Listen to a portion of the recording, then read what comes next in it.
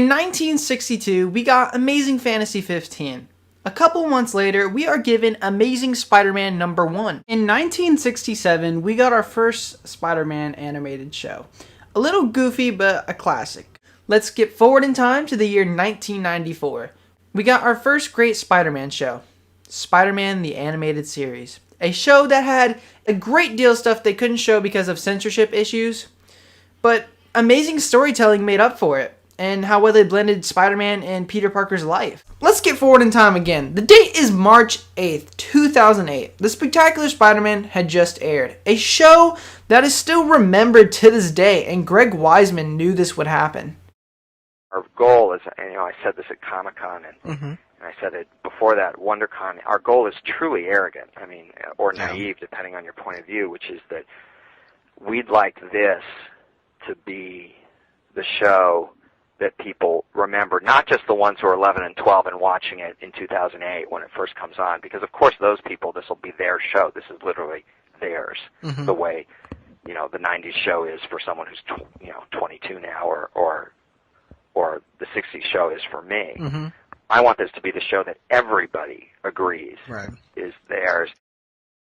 Spectacular Spider-Man is something I will cherish forever and watch at least once a year and have a blast with it every time I watch it.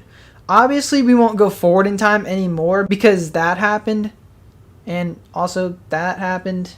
Get those out of my face, please. I just don't want to look at them. Also, they made these horrific, uncreative intros with just saying the title of the show.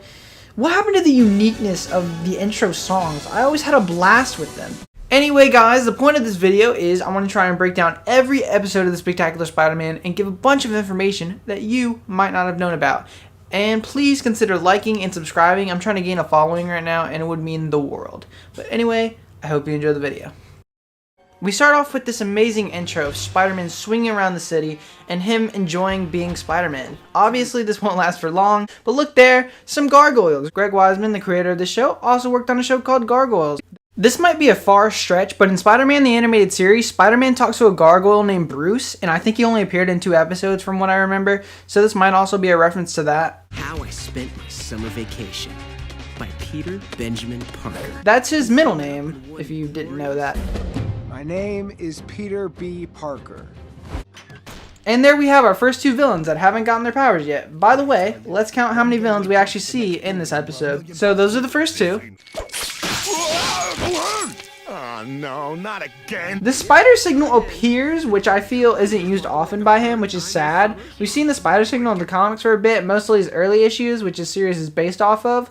We also see it in the 60s series, it comes from his web shooters. We see it in the 90s series, and it made a brief appearance in Avengers Earth's Mightiest Heroes, and it made a brief appearance at the end of Captain America Civil War, the end credit scene, which it also came out of his web shooters.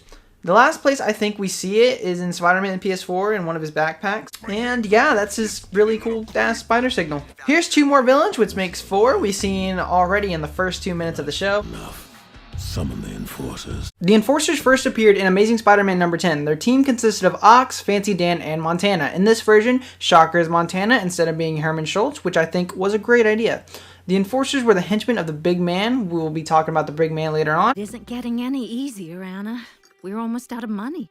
But May, I'm sure Ben left you Ben with... Parker was many, many wonderful things, but a financial wizard he was not. Uncle Ben, Uncle Ben. I notice a lot of people get mad at MCU Spider-Man because they don't have any mention of Uncle Ben except for a beef suitcase mention, but I feel as though he is needed because Peter would not be doing the things he does without him. I know that's a different version of Peter and they wanted to do something different, obviously, because, he's died like 2 times, 3 times. He's died 100 times, okay? This show does a great job of not shoving Uncle Ben in our face, but we know he's important to Peter and gets a lot of great mentions and showing Peter why he's doing what he does. And that's great. Uncle Ben, Uncle Ben. 2 more villains, that makes 6 we've seen in the first 4 minutes. Oh, 7 villains. Hey, Pete! Harry, Gwen. I'm not going to go that much in depth on Harry and Gwen. They both first appeared in Amazing Spider-Man number 31, and Peter didn't really talk to them much in the beginning because his Aunt May was in the hospital. So they thought he was being selfish because he wasn't talking to them. Years later, Gwen becomes his girlfriend and dies by the hand of the Green Goblin, and she had a secret affair with him, which everyone needs to forget. And Harry Osborn becomes close friends with Peter, and he gets married to Liz Allen, and they have kids, and Harry becomes a Green Goblin sometime later and dies and comes back to life, and now he's Kindred. And yeah, I don't really know where he is now. I haven't really caught up, but yeah, he's a really complicated man. Back off, Flash. I won't be your punching bag anymore. Things have changed. Flash was introduced in Amazing Fantasy 15. He bullied Peter for pretty much all of high school, but they eventually become friends later on, which I enjoy in this version. In other iterations, they pretty much always treat him as a bully, and I think they handled this well in Ultimate Spider-Man and the first Amazing Spider-Man movie. Hey, how you doing? You coming along, man? It's a cool shirt. Yeah. Dude's crazy. The chicks dig him. He joins the army and retires and gets framed to being the Hobgoblin. Then he becomes a PE teacher and joins the army again. He gets injured in battle and his legs get amputated, and the government gives him the Venom symbiote, and he can walk again. And he is Agent Venom for a while, and he died like 2 years ago in Amazing Spider-Man 800 by the Red Goblin. Oh, and I forgot to mention, he's also a huge Spider-Man fan. He even started a fan club in his early issues. The big man wants a word. That's 3 more villains. That makes 10 villains in 7 minutes. And unaccounted for, boss. Thank you, Hammerhead. Gentlemen, I'll get right to the point. Tombstone is played by Keith David in the first episode, but his voice has changed to Kevin Michael after this episode, and honestly, I still can't really tell the difference.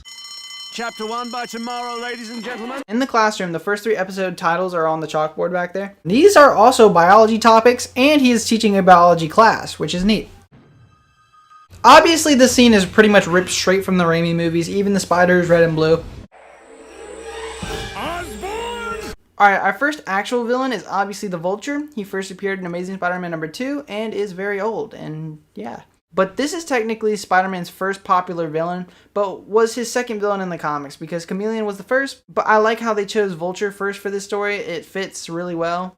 Adrian Toomes was a former electronics engineer, and he was working for Gregory Weisman. One day he made a flight harness and wanted to show Gregory, but he wasn't in his office, and Adrian found out that he was embezzling money, and then he started a life of crime and became the Vulture. Also, this red design he has honestly looks awesome. They did go with a green design at first, but honestly this looks way better. I'm pretty sure it's based on the Marvel Knights design. Who are you? Why, I'm your friendly neighborhood Spider-Man, of course. Spider-Man? I thought you were a myth.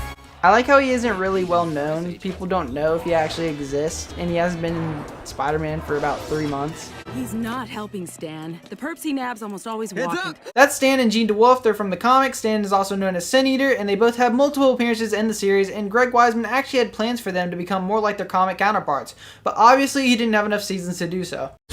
You heard the one about great power? I'm also confused what he is swinging on in the scene because he should be going right into Vulture, but I don't know, that always bothered me. The web shooters are beautiful in this show, but we all know the silly string ones were the best. But I am late, right? Always, bro. Eddie! We will touch on Eddie Brock when Venom shows up. Also, 11 villains. That's a lot. We'll also be touching on Dr. Connors when he turns into Lizard. Also, 12 villains. So, questions welcome.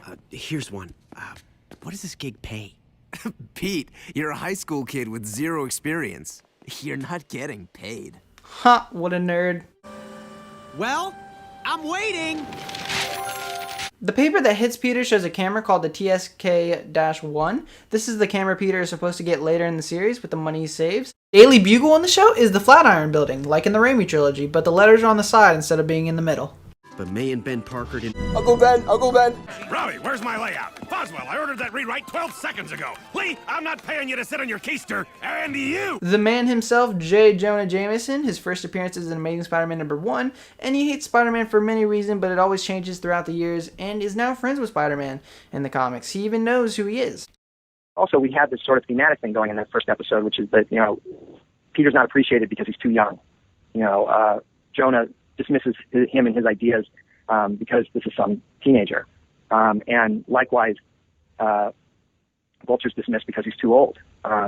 And so we actually wanted to have this thematic, connection between these two villains. Between these two characters, the villain and the hero, where they both are sort of outsiders because they're the wrong age, you know, and they actually had more in common than they knew, of course. And so that was also just a great way to sort of start things off.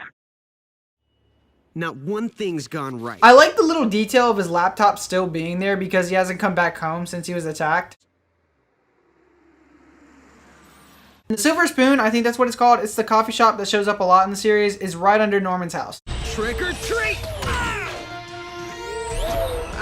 I mean, you are celebrating Halloween in September, right? Apparently Spider-Man school starts in September. Another gargoyle reference.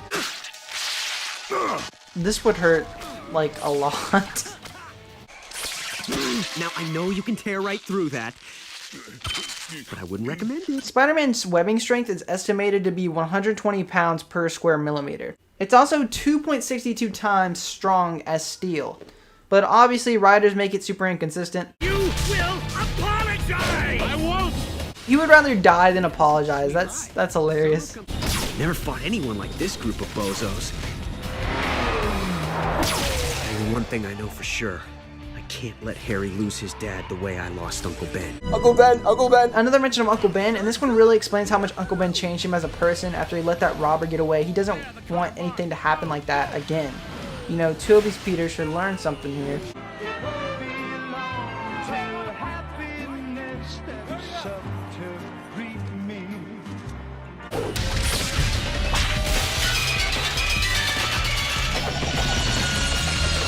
We really see how smart this Spider-Man is. He took them both out by putting Vulture's wings in the helicopter, which just shows how smart he is already. Tell me there's something better. Go ahead. Try. Tell me there's something better. Go ahead, try. This parallel to the beginning was amazing. This episode ends with the Spider-Man webbing signal thing at the end, which does appear in mostly at the end of the early issues of Amazing Spider-Man. So, what did I think of this episode?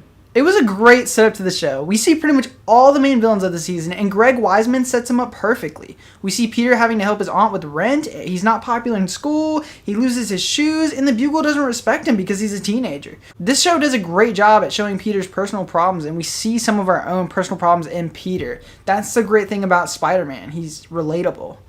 Next year, I'm going into the 11th grade, and Peter Parker is in 11th grade in this show, which I think is really neat, and I can probably find more relatability with him. This episode, in my opinion, is one of the best ways to start a show. I give this episode a 10 out of 10. I know there will obviously be some stuff I missed in this video, like not talking about a bit about Kong and other characters and stuff, but I will eventually get to it. And if I missed any extreme details, please tell me in the comments below. I plan on making an extra facts video after I've completed this series, and I've already had a ton of facts ready. Again, guys, hope you enjoyed this video. It took me a super long time to make, and I actually underestimated how long these take, and a lot of research went into it. So please consider subscribing and maybe even liking the video. Peace out. You're a freaking nerd! How to subscribe!